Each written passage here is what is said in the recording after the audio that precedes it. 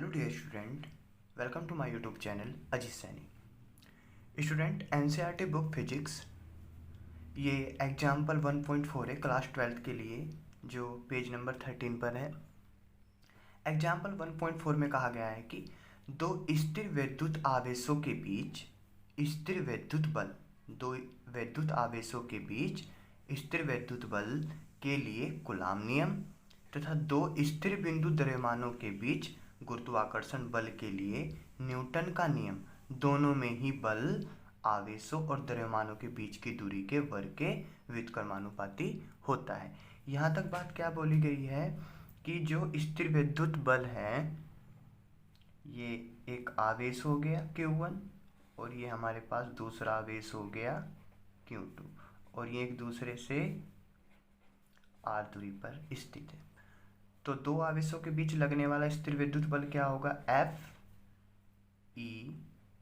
E for electrostatics, F बल electrostatics force यानी स्थिर विद्युत बल equal to K Q1 into Q2 upon R square. ठीक है, ये तो स्थिर विद्युत बल होता है। लेकिन सेकंड क्या होता है? गुरुत्वाकर्षण बल। गुरुत्वाकर्षण बल दो द्रव्यमानों के बीच, ये m1 द्रव्यमान की एक वस्तु है, ये m2 द्रव्यमान की एक वस्तु है और ये एक दूसरे से r दूरी पर स्थित है। ठीक है, तो दो द्रव्यमानों के बीच लगने वाला आकर्षण बल क्या होगा, जिसको हम गुरुत्वाकर्षण बोलते हैं? गुरुत्वाकर्षण बल बोलते हैं G gravitational force, G gravitational, F force यानी ग्रेविटेशनल फोर्स गुरुत्वाकर्षण बल इक्वल टू क्या होता है? G m1 cross m2 upon R square. ठीक है डियर स्टूडेंट, जहाँ G क्या है हमारा? सार्वत्रिक गुरुत्वाकर्षण नियतांक। ठीक है ना, यूनिवर्सल ग्रेविटेशनल कांस्टेंट। इसमें बोला गया है कि दो विद्युत आवेशों के बीच, तो दो विद्युत आवेशों के बीच स्थिर विद्युत बल के लिए कूलॉम का नियम तथा दो स्थिर बिंदु द्रव्यमानों के बीच आकर्षण बल के लिए न्यूटन का नियम, दोनों में ही जो बल है वो आवेशों या द्रव्यमानों के बीच की दूरी के वर्ग के व्युत्क्रमानुपाती है। देखो यहाँ पर जो Fe है वो क्या है? व्युत्क्रमानुपाती है r स्क्वायर के। Fe व्युत्क्रमानुपाती r स्क्वायर यानी दूरी के वर्ग के व्युत्क्रमानुपाती है। सेम ये भी गुरुत्वाकर्षण बल Fg व्युत्क्रमानुपाती है r स्क्वायर के। ठीक है ना, तो यहाँ तक ये बात बोली गई है। अब आगे पूछा गया है ए पॉइंट में कि इन दोनों बलों के परिमाण ज्ञात करो। इन दोनों बलों के क्या ज्ञात करने हैं? परिमाण ज्ञात करने। Fe परिमाण एंड Fg, इन दोनों बलों के परिमाण ज्ञात करो। ठीक है ना, परिमाण ज्ञात करके इनकी परबलताओं की तुलना करो। परबलताओं की तुलना का मीन क्या हुआ, मतलब क्या हुआ कि इन दोनों का अनुपात ज्ञात करो। Fe अनुपात Fg, ये अनुपात इनका हमको ज्ञात करना है। ठीक है, अब फिर क्या बोला गया है? तुलना करो। और पहला पॉइंट, ए पॉइंट में पहला पॉइंट बोला गया है कि एक इलेक्ट्रॉन तथा एक प्रोटॉन के लिए, एक इलेक्ट्रॉन और एक प्रोटॉन के लिए इन परबलताओं की तुलना करनी है हमको। एक इलेक्ट्रॉन होना चाहिए, एक प्रोटॉन होना चाहिए, इन दोनों बलों के परिमाण ज्ञात करने और इनकी परबलताओं की तुलना करनी। यानी इलेक्ट्रॉन और प्रोटॉन के लिए हमको क्या करना? Fe अपॉन Fg निकालना। सेकंड पॉइंट में कहा गया दो प्रोटॉनों के लिए इन दोनों की परबलताओं की तुलना करनी है हमको, यानी इनका अनुपात निकालना। तो सेकंड पॉइंट हो गया। बी पॉइंट में बोला गया इलेक्ट्रॉन तथा प्रोटॉनों में पारस्परिक आकर्षण के विद्युत बल के कारण इलेक्ट्रॉन व प्रोटॉनों के त्वरण आकलित करो जब इनके बीच की दूरी कितनी हो? 1 एंगस्ट्रॉम दी गई हो। 1 एंगस्ट्रॉम बराबर 10⁻⁻10 मीटर। ठीक है, चलो सोल्व करते हैं इसको। और यहाँ पर प्रोटॉन का द्रव्यमान 1.67 क्रॉस 10⁻⁻27 kg और इलेक्ट्रॉन का द्रव्यमान दिया गया है हमको 9.11 क्रॉस 10⁻⁻31 kg। ठीक है, तो ये दे दिया गया हमको, देखो यहाँ पर। तो फर्स्ट पॉइंट है हमारे पास एक इलेक्ट्रॉन तथा एक प्रोटॉन के लिए। तो सबसे पहले हमको इलेक्ट्रॉन प्रोटॉन पर बात करनी है, ए का पहला पॉइंट। तो एक इलेक्ट्रॉन और एक प्रोटॉन के बीच विद्युत बल, ये हमारे पास इलेक्ट्रॉन हो गया और ये हमारे पास प्रोटॉन हो गया, ठीक है। इनके बीच की दूरी r है। तो एक इलेक्ट्रॉन और एक प्रोटॉन के बीच विद्युत बल क्या होगा, Fe, परिमाण लगा दिया हमने, मोड लगा दिया, equal to 1/4πε0 into QE cross QP, या इसको ऐसा मान लो QE और QP अपॉन r²। तो ये जानते हैं ना हम, ये कूलाम का नियम है, सही है। अब चूंकि QE इलेक्ट्रॉन पर आवेश -1.6 क्रॉस 10⁻⁻19 कूलाम होता है, ठीक है, और प्रोटॉन पर आवेश QP +1.6 क्रॉस 10⁻⁻19 कूलाम होता है, यानी Q इक्वल टू -E व QP इक्वल टू +E, ठीक है ना। अब हमने इसमें क्या लिया हुआ है, Fe का मतलब क्या है, Fe का मतलब है स्थिर विद्युत बल, ठीक है ना। अब इसमें हमने परिमाण लगाया हुआ है, अब परिमाण लगाने पर माइनस जो होगा हमारा वो क्या हो जाएगा, प्लस हो जाएगा, ठीक है ना। तो यहाँ से Fe 1/4πε0 ऐसे ही रखा हमने। QE कौन है, QE पर आवेश कितना है, E है, भाई माइनस तो हम नहीं लेंगे क्योंकि हमने परिमाण लगाया हुआ है, इंटू ये QE कितना हमारे पास E, QP भी कितना है हमारे पास E, क्योंकि इलेक्ट्रॉन प्रोटॉन पर आवेश क्या होते हैं, बराबर होते हैं, लेकिन उनकी प्रकृति विपरीत होती है, ठीक है ना। देखो यहाँ प्रकृति क्या है, विपरीत है, लेकिन हमने पहले से ही परिमाण लगाया हुआ है। तो यहाँ से Fe का परिमाण इक्वल टू 1/4πε0 इंटू E कितना हो गया, E का स्क्वायर अपॉन r²। अब एक इलेक्ट्रॉन व एक प्रोटॉन के बीच गुरुत्वाकर्षण बल निकालेंगे, जैसे हमने स्थिर विद्युत बल निकाला, अब हम एक इलेक्ट्रॉन व एक प्रोटॉन के बीच क्या निकालेंगे, गुरुत्वाकर्षण बल निकालेंगे। अभी मैंने आपको गुरुत्वाकर्षण बल के बारे में समझाया, ये हमारे पास ME है, ये हमारे पास MP है, और इनके बीच की दूरी कितनी है, r है, ठीक है। तो यहाँ से कितना आ जाएगा, गुरुत्वाकर्षण बल क्या होगा, Fg, परिमाण लगाया हमने, equal to G m1 cross m2, जैसे मैंने यहाँ पर समझा था आपको, G m1 cross m2 upon r²। तो G ME यानी इलेक्ट्रॉन का द्रव्यमान क्रॉस प्रोटॉन का द्रव्यमान अपॉन r²। इसको हमने इक्वेशन सेकंड मानी और इसको इक्वेशन हमने फर्स्ट मानी। जहाँ इलेक्ट्रॉन का द्रव्यमान इतना है 9.1 क्रॉस 10⁻⁻31 kg, प्रोटॉन का द्रव्यमान 1.67 क्रॉस 10⁻⁻27 kg। नेक्स्ट देखो जरा, अब हम क्या करेंगे, जो समीकरण फर्स्ट और जो समीकरण सेकंड है, समीकरण फर्स्ट और समीकरण सेकंड, समीकरण फर्स्ट को समीकरण सेकंड से भाग करने पर, तो हमने क्या किया, समीकरण फर्स्ट को, जो समीकरण फर्स्ट थी Fe, उसको समीकरण सेकंड से भाग कर दिया। तो 1/4πε0 इसकी वैल्यू थी, E² अपॉन r², Fg कितना, G into ME cross MP upon r²। तो ऊपर वाले और नीचे वालों की मल्टीप्लाई कर देंगे, यानी E² क्रॉस r², और इसकी और इसकी आप अंदर वालों की मल्टीप्लाई कर देंगे, तो 4πε0, भाई बाहर वालों की मल्टीप्लाई की और अंदर वालों की मल्टीप्लाई की, तो E² cross r², 4πε0 into r² into G ME cross MP, ये देखो ये आ गया।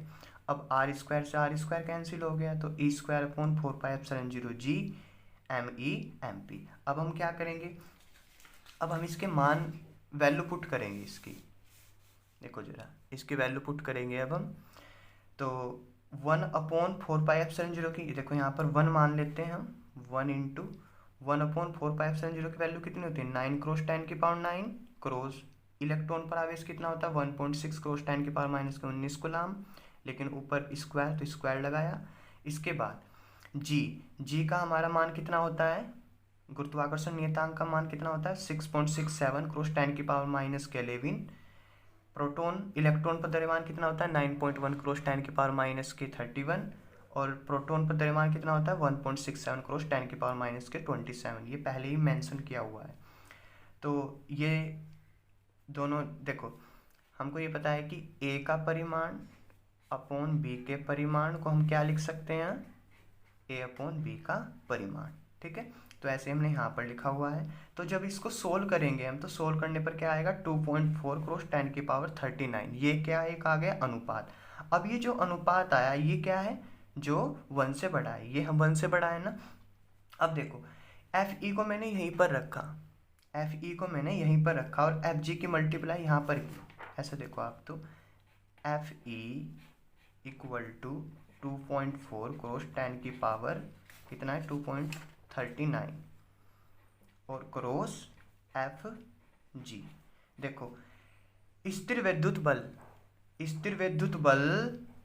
गुरुत्वाकर्षण बल से कितना गुना है, 2.4 क्रॉस 10 की पावर 39। तो ये बात याद रखना कि ये जो स्थिर विद्युत बल है ये यहाँ पर गुरुत्वाकर्षण बल से 2.4 क्रॉस 10 की पावर 39 है, यानी स्थिर विद्युत बल गुरुत्वाकर्षण बल से ज़्यादा है। नेक्स्ट आगे देखते हैं हम। अब हमारा सेकंड पॉइंट है, यहाँ तक आपकी समझ में आ गया होगा शायद। इसके बाद सेकंड पॉइंट क्या है हमारे पास, अब हम बात करेंगे दो प्रोटोनों के लिए, यानी पहला हमने आवेश इलेक्ट्रॉन के लिए लिया था, दूसरा प्रोटॉन के लिए। अब हम बात करेंगे यहाँ पर दोनों आवेश यदि प्रोटॉन हो और गुरुत्वाकर्षण बल में दोनों प्रोटॉन के द्रव्यमान हो, तो तब स्थिर विद्युत बल और गुरुत्वाकर्षण बल के बीच का अनुपात होगा, वो क्या होगा वो समझेंगे। तो दो प्रोटोनों के बीच विद्युत बल, तो एक प्रोटॉन हमारे पास ये हो गया P+ और एक प्रोटॉन हमारे पास P+ ये हो गया। दोनों के बीच की दूरी कितनी मान रखी हमने, r, ठीक है। तो दो प्रोटोनों के बीच विद्युत बल कितना होगा, Fe परिमाण में लेंगे हम, equal to 1/4πε0 into E cross E, यानी Q1 cross Q2 upon r²। इसको इक्वेशन फर्स्ट मान लिया हमने। अब ऐसे ही दो प्रोटोनों के बीच गुरुत्वाकर्षण बल क्या होगा, Fg परिमाण में लेंगे, यानी g गुरुत्वाकर्षण F बल इक्वल टू g। ये जो परिमाण हम लगा रहे हैं, ये जो निगेटिव चिन्ह है वो हट जाएगा, ठीक है ना, निगेटिव का प्लस ही रहेगा। तो क्योंकि वो परिमाण में इसने बोला है, देखो यहाँ पर इसने बोला कि इन दोनों बलों के परिमाण ज्ञात करें, इनकी प्रबलताओं की तुलना भी करें, ठीक है, दोनों की तुलना करनी फर्स्ट और सेकंड में। तो Fg आ गया m proton cross m electron r²। तो ये कितना आ जाएगा हमारे पास, यहाँ से ही आ जाएगा हमारे पास, तो ये कितना मिलेगा, दो प्रोटॉनों के बीच गुरुत्वाकर्षण बल कितना होगा, mp और mp, ठीक है ना, प्रोटॉन का द्रव्यमान, इनके बीच की दूरी क्या है r, ये हो गया। तो m proton cross m, sorry ये प्रोटॉन होगा p, ठीक है ना। तो m प्रोटॉन यानी प्रोटॉन का द्रव्यमान क्रॉस प्रोटॉन का द्रव्यमान अपॉन r²।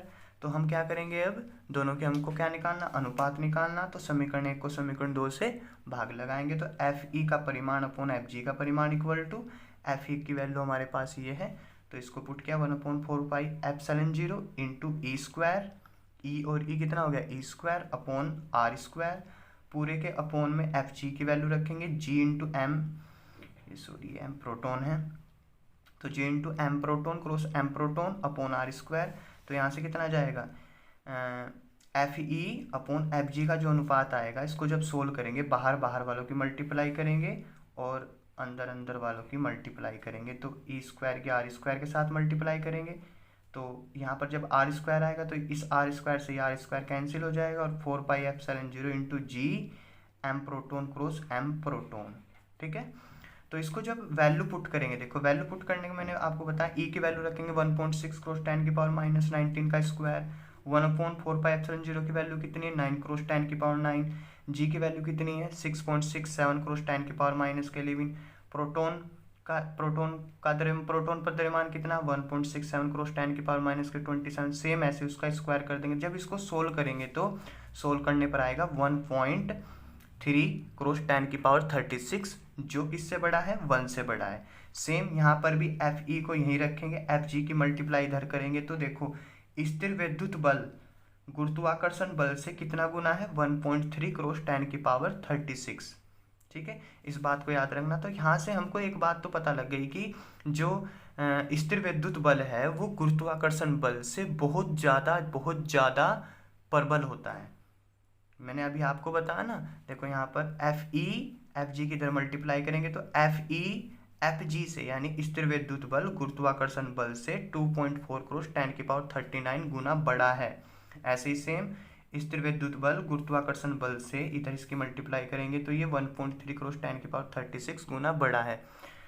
तो यहाँ पर मैंने लिखा भी है कि इन दोनों बलों का अनुपात, इन दोनों से हमने फर्स्ट और सेकंड से हमने निष्कर्ष निकाला कि इन दोनों बलों का अनुपात, इसका स्थिर विद्युत बल और गुरुत्वाकर्षण बल का अनुपात यह दर्शाता है कि गुरुत्वाकर्षण बल की तुलना में विद्युत बल अत्यंत प्रबल है। ठीक है ना डियर स्टूडेंट, तो कौन बल प्रबल है यहाँ पर? विद्युत बल। और वास्तव में ही विद्युत बल बहुत ज़्यादा प्रबल होता है। ठीक है स्टूडेंट, आगे हम बात करते हैं सेकंड पॉइंट पर। सेकंड पॉइंट क्या है हमारा? बी पॉइंट क्या है? बी पॉइंट क्या है हमारे पास? इलेक्ट्रॉन तथा प्रोटोनों में पारस्परिक आकर्षण के विद्युत बल, यानी इलेक्ट्रॉन और प्रोटॉन में पारस्परिक आकर्षण के विद्युत बल के कारण इलेक्ट्रॉन व प्रोटॉन के त्वरण आकलित करो जब इनके बीच की दूरी कितनी हो? 1 एंगस्ट्रॉम हो। तो सबसे पहले हमको क्या करना? इलेक्ट्रॉन और प्रोटॉन के बीच क्या निकालना हमको? आकर्षण बल। इलेक्ट्रॉन और प्रोटॉन के बीच क्या निकालना हमको? आकर्षण के विद्युत बल निकालना, यानी हमको स्थिर विद्युत बल निकालना। और उसके बाद हमको इलेक्ट्रॉन के लिए त्वरण निकालना और प्रोटॉन के लिए भी हमको त्वरण यानी एक्सीलेशन निकालना जब उन दोनों इलेक्ट्रॉन और प्रोटॉन के बीच की दूरी कितनी हो? 1 एंगस्ट्रॉम। ठीक है स्टूडेंट, तो देखते हैं इसको। यहाँ पर देखो, सबसे पहले हम क्या निकालेंगे? विद्युत बल निकालेंगे। इलेक्ट्रॉन प्रोटॉन के बीच विद्युत बल, तो एफ ई हम पहले निकाल चुके हैं। देखो ये हम पहले निकाल चुके हैं। यहाँ पर इलेक्ट्रॉन और प्रोटॉन के बीच विद्युत बल हम पहले निकाल चुके हैं, ये समीकरण 1 से। तो इलेक्ट्रॉन प्रोटॉन के बीच विद्युत बल ये हो गया, लेकिन उसने दूरी बोला, आर बोला, और वो तो कैंसिल ही हो जाएगी। ठीक है ना, तो देखो ये हमारे पास इलेक्ट्रॉन हो गया और ये हमारे पास प्रोटॉन हो गया, और इनके बीच की दूरी कितनी है? 10⁻−10 मीटर है। ठीक है ना, तो एफ ई कितना आ जाएगा? 1/4πε0 × E² तो 9 × 10⁻9 इसकी वैल्यू होती है, जानते हैं हम। ई हमारे पास ये होता है, आर हमको गिवन है 10⁻−10, इसका स्क्वायर किया हमने, तो इसको अलग अलग लिखा, इसको सोल्व किया तो कितना आ गया हमारे पास? F E 2.3 × 10⁻8 Newton. अब इस बल के लिए क्या बोला गया है कि इस विद्युत बल के कारण इलेक्ट्रॉन व प्रोटॉनों के त्वरण आकलित करो। तो कर लेते हैं। न्यूटन के गति के दूसरे नियम से F = ma होता, तो इलेक्ट्रॉन के लिए क्या होगा? F = m, इलेक्ट्रॉन की बात करें तो m e × a, यहाँ से कितना आएगा? m e की मल्टीप्लाई इधर करेंगे तो F/me। F कौन सा है हमारे पास यहाँ पर? स्थिर विद्युत बल, तो इसको F को F ही लिखा, अपॉन me। इलेक्ट्रॉन की बात करें तो इलेक्ट्रॉन का द्रव्यमान = a, Fe की वैल्यू रखी 2.3, me इलेक्ट्रॉन पर द्रव्यमान रखा, इसको सोल्व किया तो 2.5 × 10⁻22 मीटर/s² आ गया। सेम ऐसे ही प्रोटॉन के लिए निकालेंगे। F = mp × ma, यहाँ से a निकाला, Fe/mp, तो a कौन है यहाँ पर? त्वरण है। इलेक्ट्रॉन के लिए त्वरण निकाला, और ये इलेक्ट्रॉन के लिए त्वरण और ये प्रोटॉन के लिए त्वरण यानी एक्सीलेशन। ठीक है, तो Fe/mp, Fe की यहाँ पर वैल्यू रखी है, Fe है हमारे पास 2.3 × 10⁻8 और 1.6 × 10⁻27 प्रोटॉन का द्रव्यमान है, इसको सोल्व किया तो 1.4 × 10⁻19 मीटर/s²। तो ये क्वेश्चन था हमारा एनसीईआरटी का एग्जाम्पल 1.4। डियर स्टूडेंट, यदि हमारे द्वारा दी गई जानकारी आपको अच्छी लगी हो तो प्लीज़ हमारी वीडियो को लाइक कीजिए, कमेंट कीजिए और सब्सक्राइब करना मत भूलिए। थैंक यू, मिलते हैं नेक्स्ट वीडियो में।